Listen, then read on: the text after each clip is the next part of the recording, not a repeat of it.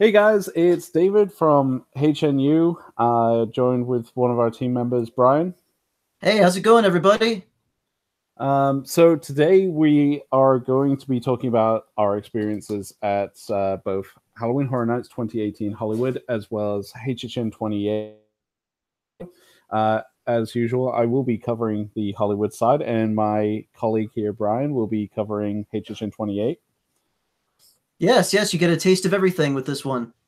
So unfortunately, we weren't able to get all our team members in for this, but we will be hosting another hangout fairly soon, and so we can do full reviews. All of our reviews will be up soon. I'm finishing editing mine. Brian is finishing his. So a lot of the reviews from the team should be up on the site soon. Sorry about the delay, guys. It's been a bit of a crazy few weeks since the event. So let's jump right into. Let's start with HHN 28 in Orlando. Brian, do you want to take off from here and just tell you what you liked and what you didn't like? Oh, sure, sure. Well, there's a lot to go over. I kind of did a lot of this already. As you said earlier, we kind of did some reviews and I kind of touched on a lot of this. So hopefully I won't have too much that sounds similar afterwards. But basically, I really enjoyed the event overall. I really thought it was a good, like solid year. There wasn't like a lot of like lag or stuff that they could have like fixed or made better. Um, there's a couple things, but nothing really big in compared to like previous years. And I guess as far as like things that I really enjoyed, like one of the big things, I guess spoilers for down the road, but my favorite house of the year was indeed Stranger Things. That was my favorite. No, hold on a sec. No, I just jinxed everything. Jeez, hold on a second. I started looking. I was actually looking at the map and I saw Stranger Things in the front. I was like, oh, that's what it is. So hold on, let me rephrase that. My top favorite house is actually Slaughter Cinema. See, that's why they have too many houses that start with S. That's the problem. A lot of Um, words going on right there, like that's right. just that one sentence.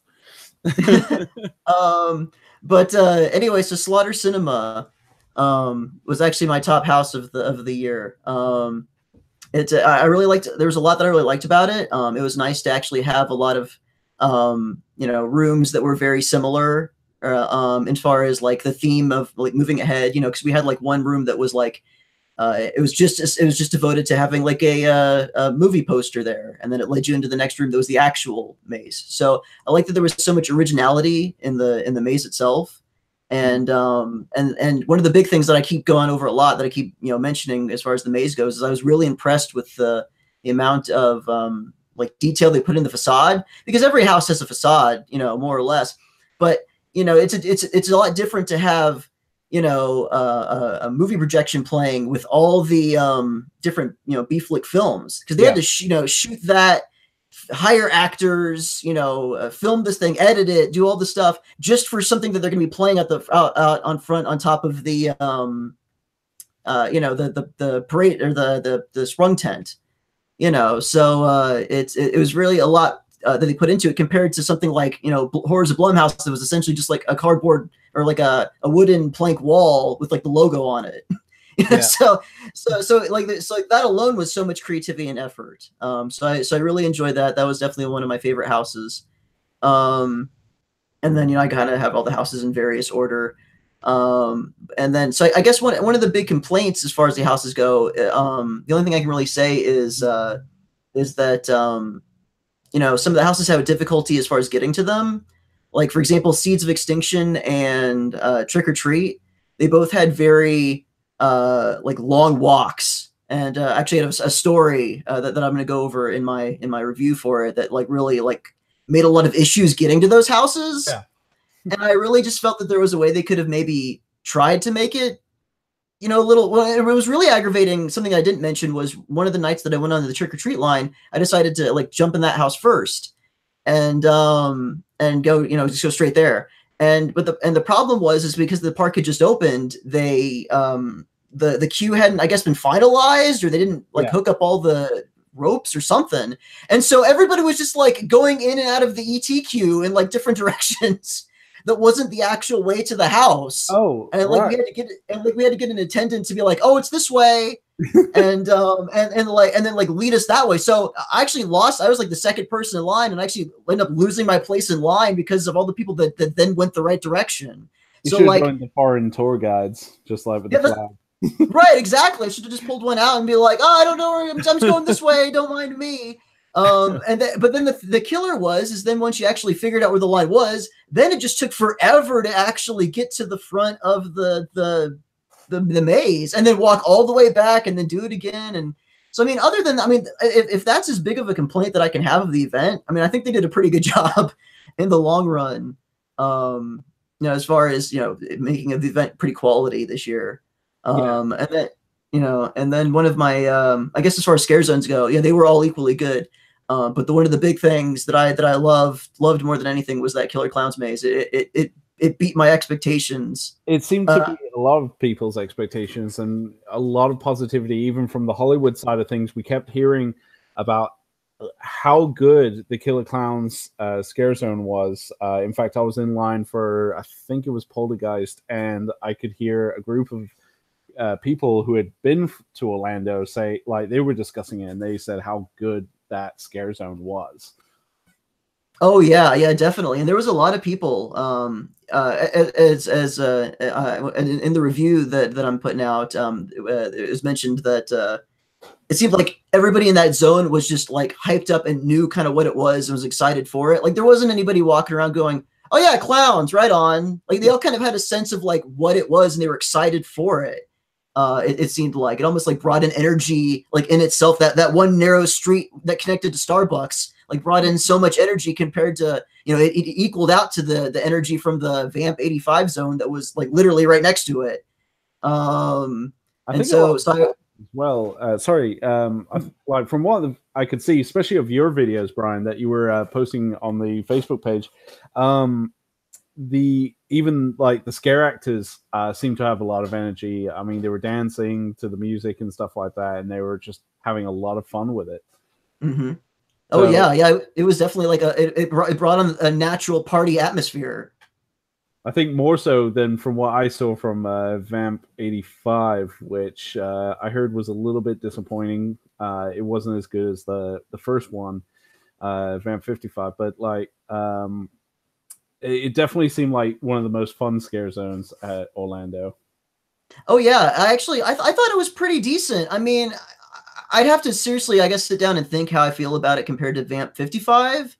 But I really thought they did a good job with the different like aspects. And I'll say, like, I need to find a video of it. I know it's in one of my, hours of footage that I have. Is the actors, like you said, were putting a lot of energy into it. Like they just got like right in your face sometimes. And like they did like these crazy like, I don't want to say they're being possessed or something, but like they were doing like these crazy like acrobatic motions like in the zone, and then they would end up getting like right in your face, and you're like, man, like I wanted to be like, don't hurt yourself. Like I appreciate yeah, it's like it made me concerned for this. Like, well, I don't want you to like break a leg or something, like trying to give me a scare. Like, but I applaud your commitment. So but that's why, like you said, a lot of energy was really in that maze, and I really enjoyed that. And like I said, all the mazes, the mazes and the scare zones were kind of just really on par. They all had their strengths and their weaknesses, but the weaknesses weren't really all that horrible. I've seen a lot of other houses that made me walk out going, really? Or, it's like, well, that could have been better, or, something. And even like something like Blumhouse that, was just like the two movie concepts. Yeah. I didn't think was horrible. I hear a lot of people be like, oh, it was the bottom of the barrel. Like it was, garbage tier, like maze. And I really don't know. I mean, it wasn't like, I was really impressed with something I'll mention in my review is that,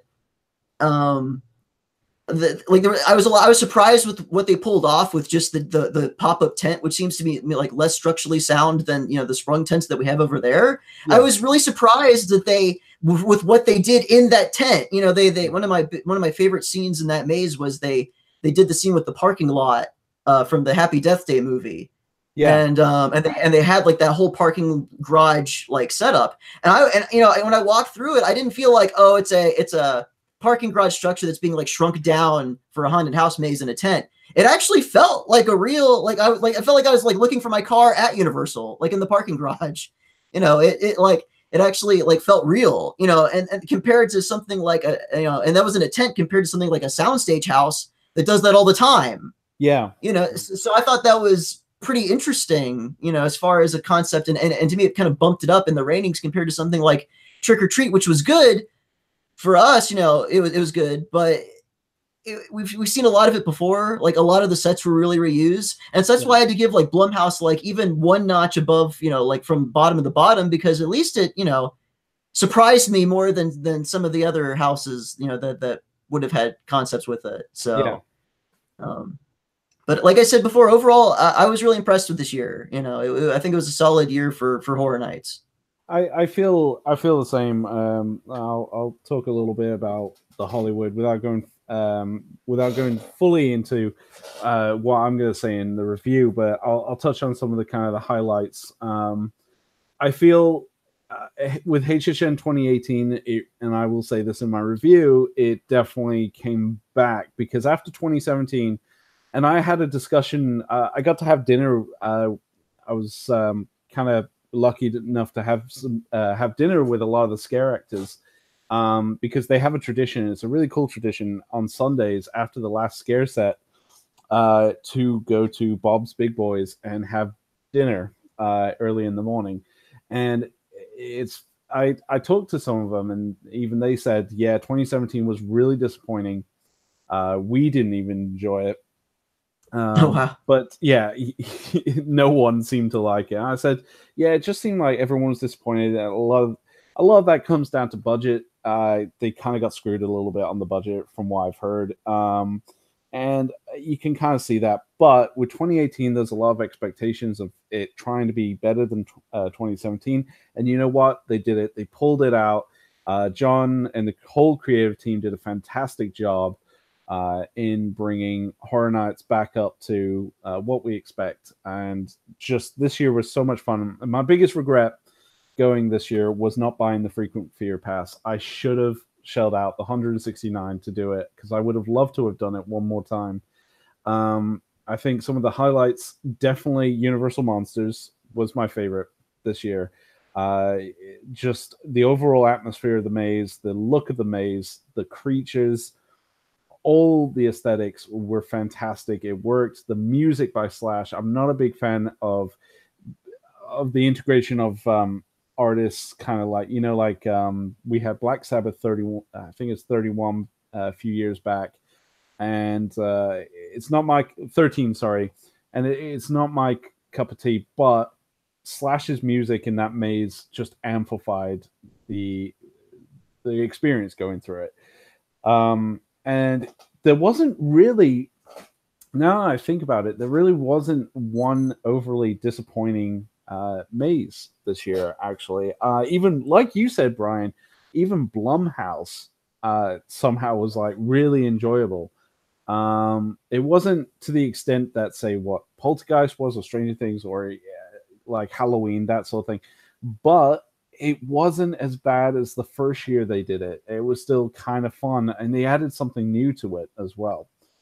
Even the last purge, the first purge, they'll never end that. But the never-ending purge. It's the never-ending purge story. But yeah, the first purge actually was pretty fun. And to be fair, and kudos to those actors, they made me jump a couple of times. Whoever was playing, what's his name? Skeletor in that maze. In fact, multiple versions of Skeletor made me jump, and they had so. It seemed like there was a lot of energy in that maze, and it was really enjoyable. Props to Poltergeist, because I have this odd thing where I go into when a maze gets announced, especially something like Exorcist or The Shining or Poltergeist, I'm just thinking, oh my god, how the hell do they do this in a maze attraction, and how can you make this scary? Well, they made it scary, and I had, like, all my doubts were blown away the first time I went through that maze, that It was so much fun. They added there was barely any black walls. It worked transitionally very well, and just it's one of those mazes where it just immersed you into the world of Poltergeist. It was just so well done, and the creative team really blew it away with that. And Halloween 4 was definitely, I thought, really enjoyable. I know at this point in time, people are getting so kind of sick of Michael Myers, but I have to admit, I will never get sick of Michael. Michael's my favorite killer. I love the films. I loved 2018, and Halloween 4 is one of the best of the sequels. And the maze was fantastic because it threw you off in different areas. So those I would have to highlight. I will kind of briefly just say something about Stranger Things. Stranger Things was fun, but you get more enjoyment if you love that show. But Yes. if you're not bothered, you're not going to enjoy it. And honestly, and I hate saying this, my favorite thing about the maze was actually the line, which which no, which is the opposite of Orlando. I know everyone's going to be like thinking they're listening to this. It's like, whoa, he's high. Okay, I'm never listening to him again.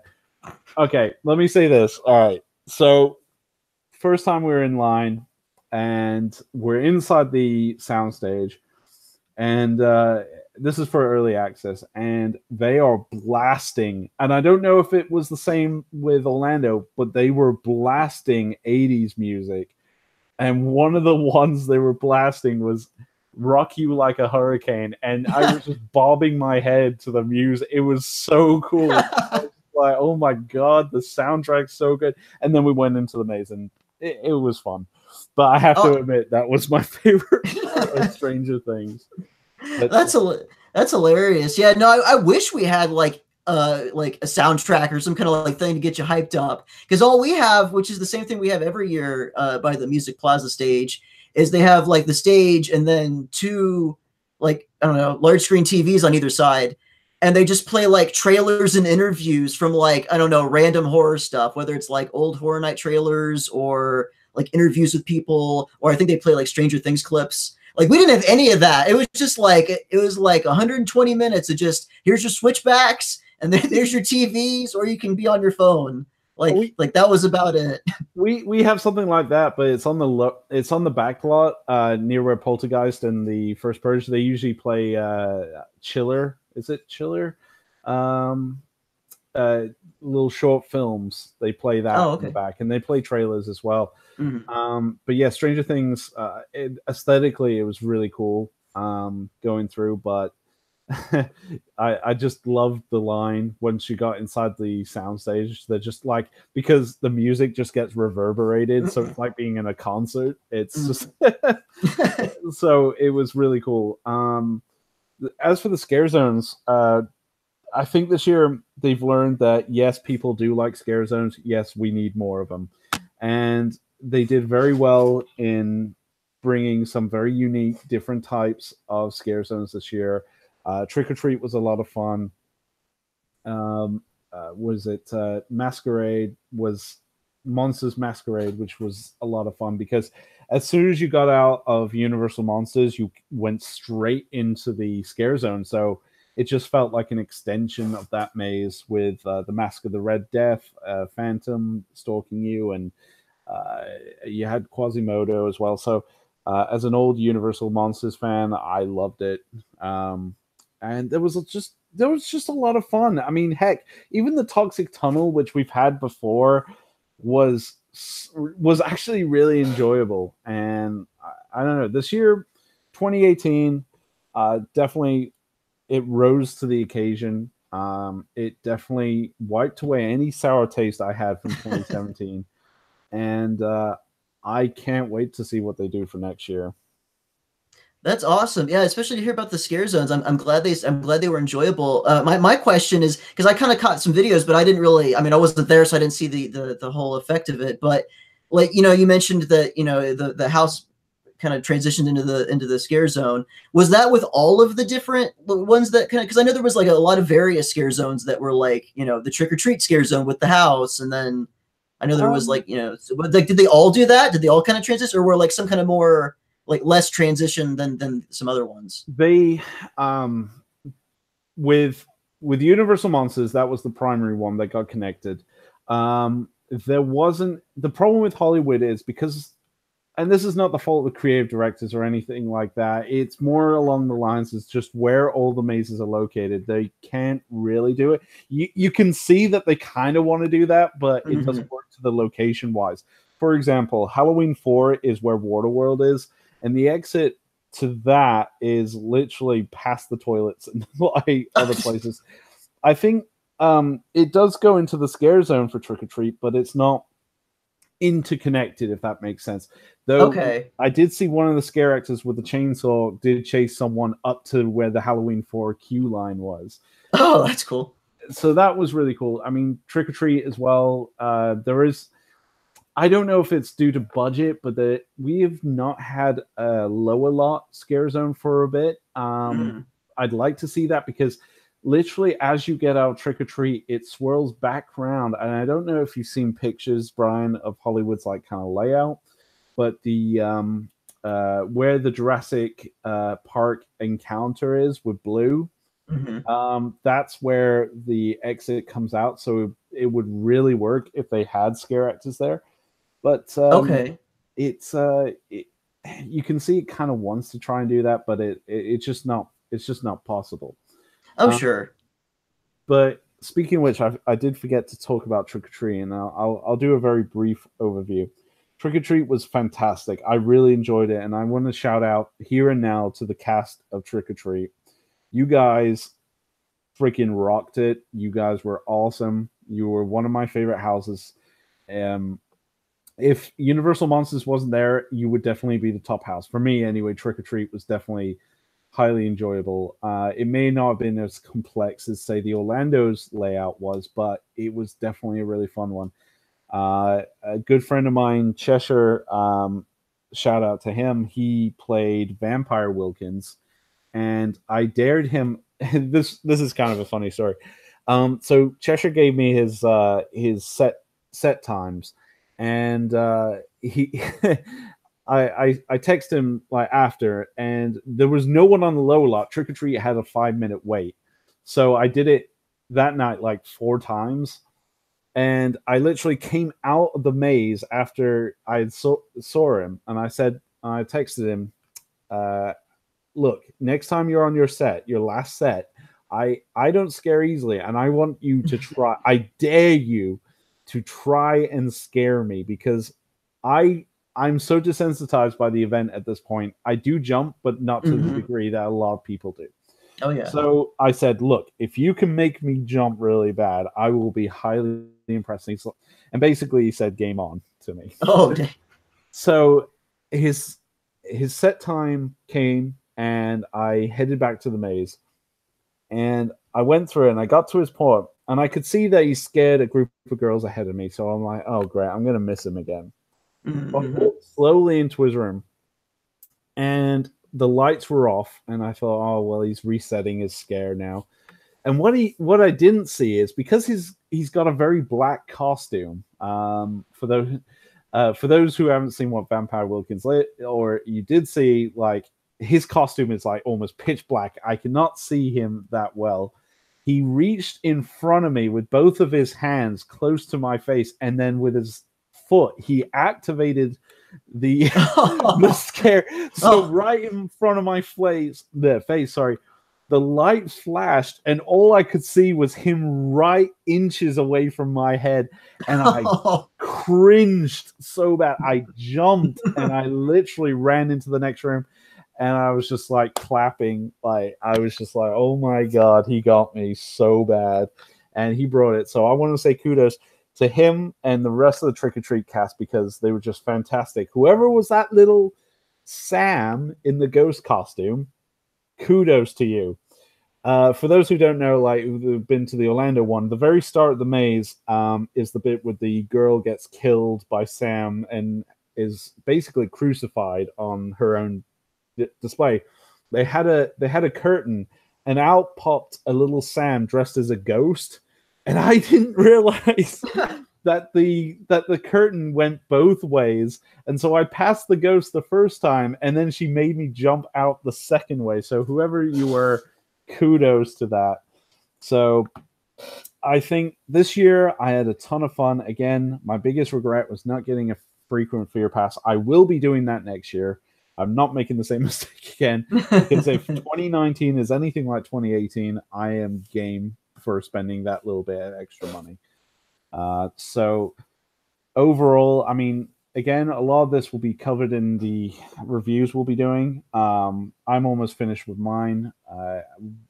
I know I think I went a bit overboard in here about spoiling a lot of some of my favorites in that, but I think this year overall, I cannot deny it was a lot of fun. And I think, Brian, you got the same kind of thoughts on that as well. Excuse me. Oh, yeah. Yeah, no, I agree. You know, as I said before, I think that it was a really solid year. I really think compared to some of the other years, you know, I think ironically enough, like in a weird way, this year had more of a like a theme and a tie-in than last year did. Even though we actually had a quote unquote icon, like it still felt like more of an actual semblance of a theme more than anything. And I really like that, you know, the Universal really went the extra mile with things, and like you said, there was a lot of great scares. I actually got a good scare. Shout out to, I don't know who it is. I really wish I knew who it was, but I got a really good like, it wasn't so much of a scare, but more of an interaction in our own Halloween 4 maze. We were going through one of the rooms, me and my friend, and one of the Michael Myers like came out from the area, and then, you know, activated the effect, and he just got like right in my face and like just like stood there, and we almost had like a standoff. Yeah. Like he's just, but like a long period, like almost, you know, because normally they go through and, you know, they activate the effect, they jump out, and then they go in real quickly. This guy was like pushing the extension of like, you know, like going back in. He's like, no, I'm here. I'm waiting. You're here. Let's do this. like we were going to like throw down like right there. And I'm like, oh, Michael, you know, I was like, you know, I was like, not really like taunting him or anything, but I was like, you know, Michael, what are you doing here? You know, and like, he just kept staring and standing. And then finally, you know, I had to keep moving because at some point the ops person's like, all right, move along. But like he really pushed the like the really like the amount of an interaction you could have in one of those mazes. In fact, my friend afterwards, he said, he was like, oh man, I'm jealous. Like I wanted an interaction, but by the time I got over there, he, like you said, he was resetting his thing. He's like, I didn't get anything. But yeah, so shout out to that, you know, whoever you were in that Halloween 4 maze, one of those Michael Myers.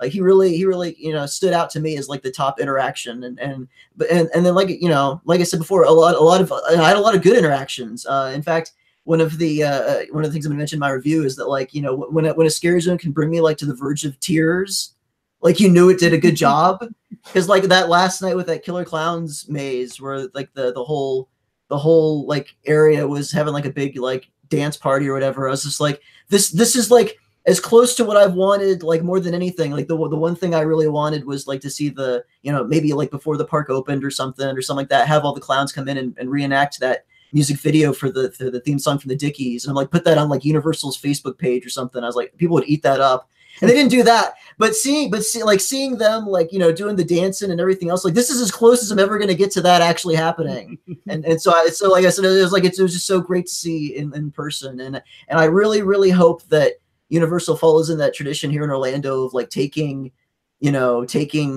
scare zones and just make it a maze. Like my money's sold right now. Like you just talk about buying frequent fear pass. Like I will buy like the whatever frequent fear pass you need. I'll buy like, I don't know, VIP seating if I have to like go through that maze, because I would do that. I'd love to see them do that with the same thing with Trick or Treat, and then maybe even like Hollywood could do that too, you know. I'm pretty sure with the popularity of Killer Clowns, I'm fairly certain they'll probably do it as a maze. If not next year or sometime, they will. They've got the costumes now, and I think they can make most of it. It's one of those things that we're getting into kind of speculation territory here, but I'm pretty sure Killer Clowns will probably follow the same suit Trick or Treat will, and I think it deserves it. I think it'll be a fun maze to go through. But I think with the final, yeah, I mean that the video you posted was just fantastic. I Yeah. really enjoyed it, and I watched it when I was in Cali, and I just showed my parents. I'm like, this is great. Like this is what they're doing in Orlando. Yeah, Uh, it was actually pretty funny. I didn't put it in that part of the video. I kind of clipped it out. But as I'm making my way towards the area of them doing it, you hear one of the guests like off screen. He just yells out, "Best coordinator ever!" oh, you should have kept it in. That would have been great. Yeah, it was great as I was walking by. That's you just hear him yell that out from the side as everybody's getting into it. So Um, so let's transition a little bit into a bit of speculation. We'll briefly talk about this, and we'll end the stream here. But let's talk a little bit of what we think is coming next year. Brian, do you have any ideas? unfortunately, I don't have too much to speculate at this time, just because like normally I like to look at all the one of my I haven't had a chance to look through all the different like properties that are coming out next year, because Yeah. at least maybe one or two might be based on something. Although I really think that it's going to be I've heard some people say that next year's probably going to be more, at least in Orlando, more like original house kind of based, only because we're getting to the point where now that everybody wants a piece of the horror pie Yeah. per se, like everybody's branching off and doing different things, that a lot of the things that that Orlando has been doing recently, like bringing in a lot more IP properties. I don't know if it's going to work as much with such a limited. I say limited, but I'm sure Universal's got its own catalog of horror that they can go through, and all the different things. So I say that they're bankrupt, but I don't really think they are. I just think that you're going to see a lot more,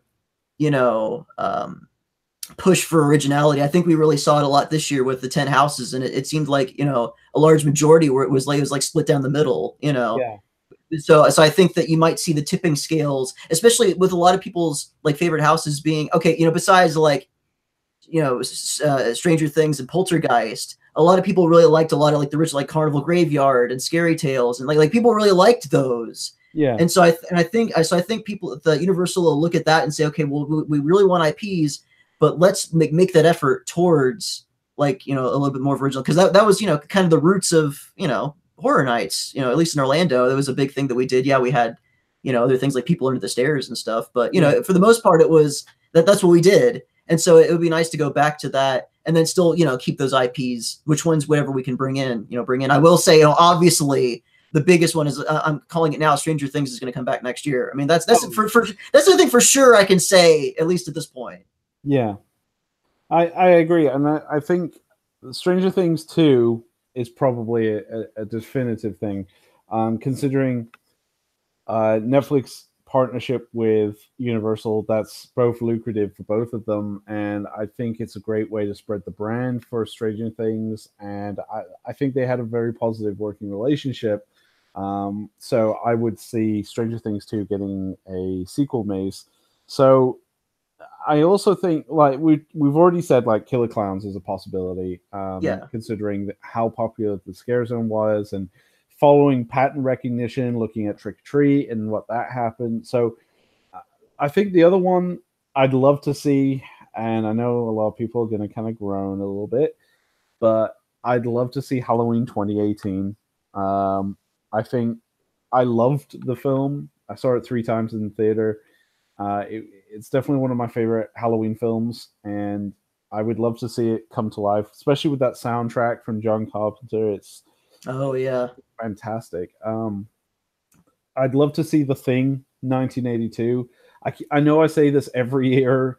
I'm not. This is a point where it's not. This one's not speculation as much as it's kind of wishful thinking, because I know budget wise, this is going to be an expensive maze to produce, but it's going to be worth it on the long term.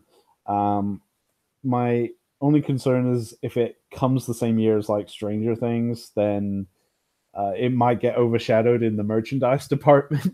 Oh sure. Yeah. But I would love to see, and I know John Murdy has said it's one of his white whale mazes he'd love to do. He's already done two of his white whale ones, which is Exorcist and Shining. So I'm hoping at some point he does get a chance to produce this maze. Um, there's not too much after that that I kind of foresee for the event. We may get Blumhouse Chapter 3. Oh, sure. That's always a good guess as far as popping in. I think Blumhouse is the new like Walking Dead, where it's almost like, okay, is it going to be back again? Yeah. This year. Which, to be fair, that's okay. I mean, I want to like, maybe we can keep following that pattern, so that next year we'll get like Truth or Dare and like Unfriended, like, and then you guys will be on to the next set of horror like properties, but we'll backpedal and then do that next year. Yeah, I it's hard to say what they'll end up doing. I mean, we're early in the game. It was still in 2018, but I feel that it's definitely going to be an interesting year for sure. I mean, definitely I can see Halloween Horror Nights 2018, like 2019. Sorry, is probably going to be an interesting year for sure. Oh, I think so. I think so. My big question is, I want to see how much, like, we had the growth, increase, at least here in Orlando. I mean, I can't actually, I want to ask you that because I didn't, I wasn't there. I didn't know. How did you feel that the crowd level increase was like compared to previous years that you've been? I mean, obviously it's going to be busier because of Stranger Things, but did you see like an obvious, like, guest increase as far as like people who are there or people that were like, you heard them talking about, like, because here in Orlando we heard a lot of people saying like, oh, Stranger Things, like, I love that, and they like, I saw people dressed as like 11 and like the kids like just there at the park. I got hit like cosplaying. So I got hit by a waffle. Does that count? That definitely counts. I was in quick little story there. I was oh god, I was in the toxic tunnel, and a friend of mine was a scare actor that night, and I didn't realize. And he had one of the those little plushy waffles that they were selling, and he hit me with it. But but it was pretty funny. I Going to your question, I did see a significant increase, and I think that goes along with Stranger Things is probably to blame a slight for that, because you have, and I did notice a lot of younger crowds at the event this year. Whether that was Stranger Things influence or that, it's hard to say without actually asking. But I think that with certain IPs, with that, you will see an increase of different people. I mean, look at Walking Dead. When they announced The Walking Dead the first time back in 2012. It was fresh and new. Oh, yeah. Well, yeah, this is when it wasn't literally The Walking Dead. It increased the amount of traffic that was in Horror Nights. And the more years we go along and the more certain IPs that get gathered, I feel we're going to keep finding an increase, which is why next year I will definitely get the frequent fear pass just in case. Because for the most part, I can do the event without a frontal line pass, and I can enjoy it without the frontal line pass. But I feel that with the increase of a lot of people, it might be worth investing in a frequent fear pass just in case I miss like a maze or two. I know one night we missed out on Halloween, which, by the way, I will say this, Brian, and I don't know what the case was for Orlando, and maybe you can kind of fill me in on this, but did you notice that Halloween was like one of the highest queue lines at all? Yeah, actually, to be fair, now that you mentioned it, I think other than Stranger Things and it might have even been tied with Poltergeist at points, but other than Stranger Things, it was at least in the top 3 as far as like one of the highest weights.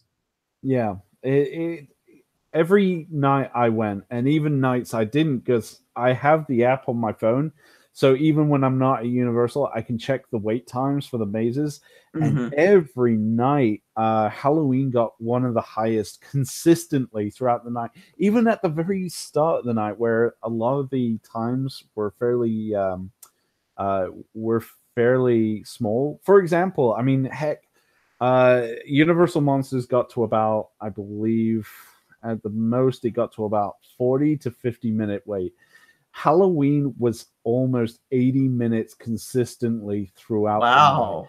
barring Stranger Things, which did get to about 125 minutes. Halloween was consistently high, and I think partly is because people going in weren't going in because it was Halloween 4, but because the new Halloween film had come out. Hmm. And I Hmm. think there might have been some confusion with people thinking it was based on the new film. Right. That's just a theory. I don't think that is entirely the case, but I feel that did influence some of the wait times I, for that maze. I think you could be onto something. I mean, I really, and it's, and to be fair, there might be a point where people don't really care that it's Yeah. not the same thing. They may, they might have went to go see the movie earlier, and in the release, and then they're coming to the event now, and they're going, oh, hey, it's Michael Myers, like Yeah. it just in general, like great, let's go get scared by the guy we saw in the film. Now, again, yeah, there's other people who are like, oh, it's two different films, it's not the same thing. So other people know and they'll have their own opinions about it. But I think people just seeing that in general, especially I could see like a lot of people, like a lot of, like you said, these younger kids, because I saw the same thing. A lot of like I saw a lot of younger kids in cosplay at our event. I'm like, what is this, Comic-Con? Yeah. Like, so I see a lot of them. And in my mind, I imagine them once they were done with Stranger Things, they got that out of their system. They go, well, what else is here? And they're not, they're not all excited for Slaughter Cinema compared to something else like Michael Myers, because they had just seen the movie. They're like, oh yeah, let's go see Michael Myers in this maze. And so yeah, I really think that had a lot to do it. And another thing, at least for Orlando, that really had something to do with our wait times specifically. And I want an answer for this. Like maybe somebody can tell me. Maybe I just don't know. Maybe I'm missing something. But for us, when the park opens at like 6 o'clock, 6:30, every maze was open except for the Shrek building in Halloween 4. That one opened 30 minutes after the park opened. And so what they would do is they would, they would open the line and then load the line, but they would just sit there in the waiting area for like 30 whole minutes while everything else was already open. Yeah. And I was wondering, and then the real problem was once they actually did get the line open, because the problem was they were also loading the not frequent fear, the express people in a separate line before it opened. So then the problem became, once the line was open, they had to constantly flow the express people through there, because there was a line for express, and the express people go first. So you're already waiting longer than everything else, and then now you're waiting even longer because they're express people. So I mean, maybe, like I said, there's got to be a justifiable answer. They don't just say, well, we're just going to block this because we feel like it. I'm sure there's an answer. It just made me go, well, why? And I feel that really had something to do with the wait times for the maze, because we actually wanted to go, because it opened later. We said, okay, fine. What we're going to do is we're going to go in one day at opening, and we're going to go to like Trick or Treat, which was like next to Halloween. And then once that's done, then it'll be 6:30, and then we'll go into the line and go do Halloween. Well, we went to Trick or Treat, and then when we came by, it was already a 40-minute wait because the line was being put together. So, it was already, before it even opened, it was at a 40-minute wait. So like I said, I'm sure there's an explanation for it, but I'd really like to know what the explanation is what it is. And I really feel that at least contributed to our wait times, on top of it being like Michael Myers. Yeah, I feel weirdly enough, one of the longest times was actually the first Purge. That actually got pretty lengthy wait times. I believe it got to about 80 minutes as well throughout the night. I couldn't believe it. I was just like, well, really? That's pretty cool. I mean, the maze actually surprised me. I mean, it wasn't the best that was there, but it was definitely an enjoyable maze. But yeah, I think on the Orlando side of things, I agree. I think there was definitely a problem with the wait times, with the express line kind of just becoming just a bigger line. And then that forcing a lot of people in standby to wait even longer. I think that did not help. So I think there needs to be kind of a bit of a shift in protocol there. But that I feel is one of the biggest letdowns from this year. But didn't really affect too much the Hollywood side of things. Even the Express, even the front line, I don't think got too bad. So I think they need to focus on working on next year. Kind of prioritize that and just making sure we don't have an incident like this year with the express line being so large that it literally overcomes the standby line. But that's Yeah, just oh sorry. yeah. Oh no, like you were saying, I agree. Where when we have a maze like Stranger Things, where people the workers have to stay over an extra hour more than everybody else because the line's too long. I'm like, Yeah, well, that's an issue. It might be a union issue. I don't know, but anyway, I really feel that, and I throw this out here every year. I know with Hollywood that they can't really do anything about it, but I throw this out every year, and I say, Universal, you guys did 2 parks for 2 years. And I really feel that if they did it again, it would help space things out. At least that way, yeah, there's lines, but at least there's more areas for people to explore and go. Because even when like the saving graces for us was always like Diagon Alley, because yeah, like nobody would go in there. They're like, well, why would I go in there? I can go there during the day. And so it was nice to like go in and grab a butterbeer or like a pumpkin juice and like just relax after standing in line, like for a lot. It's nice to just like, like you said, pull up your app, see how things are doing, and yeah, and just relax. This year, it was almost like Diagon Alley was open, during the day. It was yeah. like it's just everything. And so I think that they're running out of room to like put these people in. And I think with Stranger Things, that whole increase. That's why I was curious. I was asking you about the event because I want to see what happens this next year. As far as like or is it going to build even higher? Is the Yeah. attendance going to get even? I mean, yeah, obviously attendance is going to get bigger, but like, is it going to be as big of an increase that it was like this year with the new introduction of Stranger Things? So I It just that's my question for next year. As far as I don't know what they're going to do about it to kind of fix everything, but I really hope that they address something. it will definitely be interesting to see what they do for next year to deal with that problem. I mean, the more each year the event does get slightly larger, and I think with the introduction of the Stranger Things, we've got new guests coming in that aren't Horror Nights regulars, but they're there for that specific maze. They're going to have to figure new ways to deal with the crowd situation. Maybe restrict the amount of express passes released, limit them a little bit. I know that will upset a lot of people that won't be able to get hold of them, but it might help control the crowds, open up Diagon Alley to kind of fill out some of that space a little bit. In terms of Hollywood, it doesn't seem to be too much of a big deal at the moment. But with Orlando, they definitely need to find a way to deal with the Express getting too big and overcoming what the standby line is, because it is frustrating on both express and standby line. The express people are getting pissed because they can't get into the mazes, and they feel that they're in basically the same line as standbys. Standbys getting pissed because the express people are getting in first, and they have a bit more of a lengthy line that is again just like the standby line. So they need to find a way to kind of filter a lot of those people, and trying to kind of express. This is why the whole idea of having 2 parks, the Islands of Adventure and regular Universal Orlando, will help a little bit. But whether they can do that, because again, this comes down to budget. Back in the day, they could pull it off, but now with the crowds and stuff like that, they just a lot of their budget's going to the new rides and stuff that they're implementing, especially for Oh, that's true. Yeah, you're yeah, right. Yeah, the they're the, the budget's being spread out more than exactly. Horror Nights is, and I hate to say it, but this is how Universal sees it.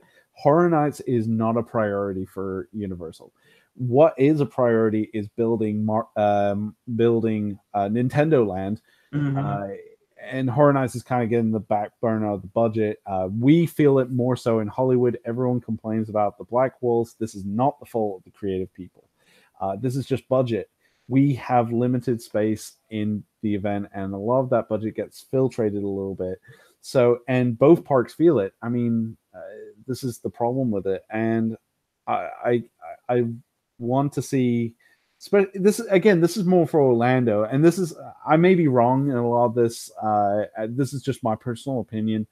I do feel the core of the problem is the budget that Universal gives to the creative teams. I feel this really affects how they design the maze, and how they kind of, because again, you gotta remember, it's not just the event that they have to pay. It's not just the scare actors they have to pay. It's everyone else as well. Those Mm-hmm. ticket takers, the restaurant workers, everything. Custodial. Exactly. This is a lot of money to build out.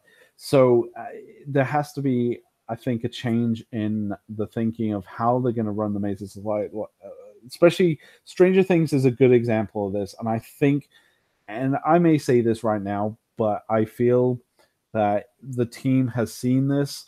I think Universal's aware of this. That the problem, they've had a lot of complaints regarding the lines for and line management, especially for Stranger Things. Stranger Things has been a beacon to Universal, and I think this has opened their eyes a little bit in saying, okay, look, all right, we've seen that there's a problem. We need to know, we need to talk about this and how to fix this. And I feel that they will. I mean, both teams are fantastic, and I feel that they can overcome this challenge. So it's just one of those things. Um, I I can't wait to see how they work with this issue, and yeah, they go from there. I mean, again, this is a lot of personal opinion. This isn't anyone that's listening to this. This is more my opinion on it. But I Oh, sure, feel exactly. this isn't substantiated by news or anything like that, but I feel that Universal might be aware of the line problem because of a lot of the complaints that people have been posting on the forums.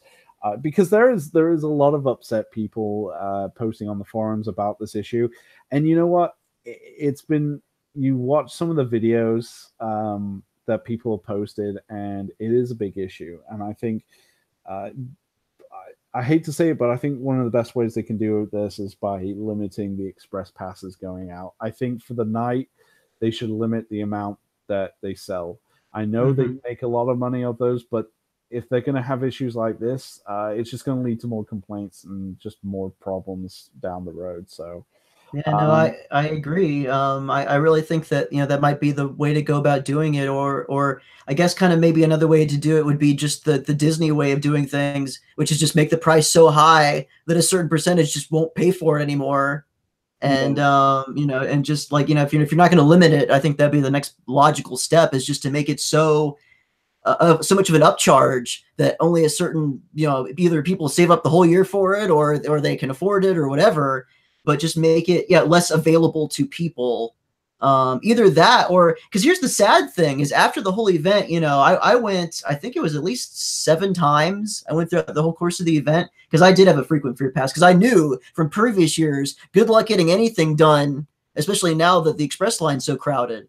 And so because of that, like towards the end, my friend and I actually looked at each other at one point and said, I think it might actually be better just to get a VIP package. Like, and that's the sad thing, when VIP packages look like the best possible option for horror nights, yeah, there's a problem.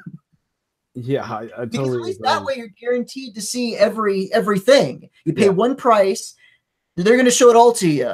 Like, even Frequent Fear, it's not guaranteed anymore. In Express, it's not guaranteed. At least this is guaranteed. So it's a sad day when VIP looks more realistic than all this other stuff that you're paying for. yeah. I think, again, this is a bit of a thing that people have ranted already on like the forums. I'm not going to go too far into it because a lot of people have already expressed their opinion on this. I've just said a lot what I wanted to say really about it. This is from an outside observer. Obviously, I've not been to Orlando, so I can't say from personal experience, but I think, yeah, something needs to be done about the lines. And I feel, yeah, partly it's kind of might have been a mistake to to sell as many express passes for that one day. Like, and I think they'll you know, I think they will take that into consideration. I have full faith in Universal that they're gonna like fix things to make it. I think especially now that it's, you know, like you said, now they're going to recognize it, because maybe before, yeah, it was just to them, to the higher ups, you know, Halloween Horror Nights is the equivalent to Mardi Gras, you know, where like it's just another event where we're just a seasonal event where we just pump stuff out and then people come to it.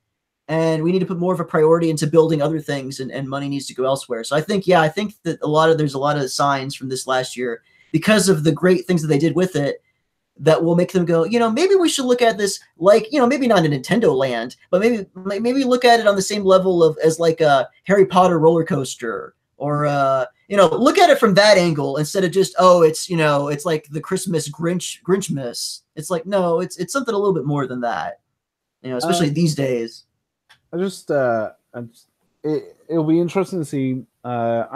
I have good hopes for 2019, considering 2018 was fantastic. I really enjoyed it. I think last year it was funny because I sided so much with Knots as being best this year. Knots was fantastic this year as well, and this year both events really pulled it, and I really enjoyed both. So I think that's pretty much everything I have to say on those kind of subjects. So how did Knots compare to like Universal this year? Because I know last year it was obviously like, okay, well, we know who the winner is. Like, did they kind of balance each other out a lot more this year compared to last year? Yeah, I mean, Knots is fantastic. This is where it comes again to down to budget. With Knots, they've got more room, and location wise, because they're a working theme park, they've got more access to like kind of inside mazes and stuff like that. And Knots it just blew me away. Like in the Depths maze was fantastic. They had a full size animatronic kraken and giant shark that came at you and stuff like that. So it was really enjoyable. The two, I know a lot of people like to compare the events. The two different kind of events. I mean, Horror Nights in Hollywood is more IP based. Mm-hmm. Knots is kind of just about doing its own thing. And you know what? I enjoy both events. And I'll say this here on the stream, because I'm not sure if this is going to, and I will bring this up with the team, but I am thinking of expanding Horror Night Updaters to not just be covering Horror Nights, but also Not Scary Farm as well. Oh, yeah, that'd be great. Because I know there's a lot of fans with Horror Night Updaters that also go to Knots, and there's a lot of fans of Knots that probably follow our group. And I love Knots. I've been going now for 2 years, and it's always amazed me the differences and similarities to Horror Nights, but they're both their own separate events, and they're both highly enjoyable. So this is something that's not 100% confirmed, but it's definitely something I've considered. I think it's time for the group to expand a little bit, to cover a few more haunts. Again, this is something I'm going to talk to about you, Brian. Talk with you, Brian, and talk with the rest of the team about, and see where we go from that. So, but yeah, very good. I wanted to announce this at the end of the stream. So, if you guys are interested, those are watching this, if you guys are interested, let us know when we post this video to the Facebook page, if that's something you'd like to see. Knots is something I go to now every year.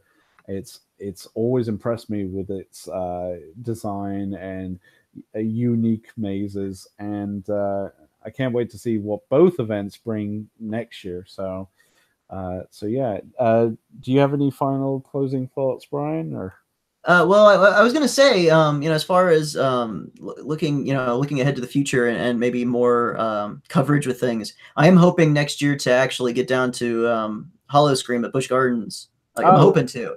That, I was thinking, I'm like, okay, maybe next year I'll get a a rush of fear versus a frequent fear, and then maybe put a little bit of that money towards Busch Gardens, because I am interested. Every year I keep hearing positive things about it from people that go, and it's not too far from where I am. So I figured hopefully next year we can get that down and get some coverage for that as well. So yeah, let us know if you'd be interested in hearing anything about Busch Gardens and any kind of that kind of stuff, and hopefully we can get that going as well.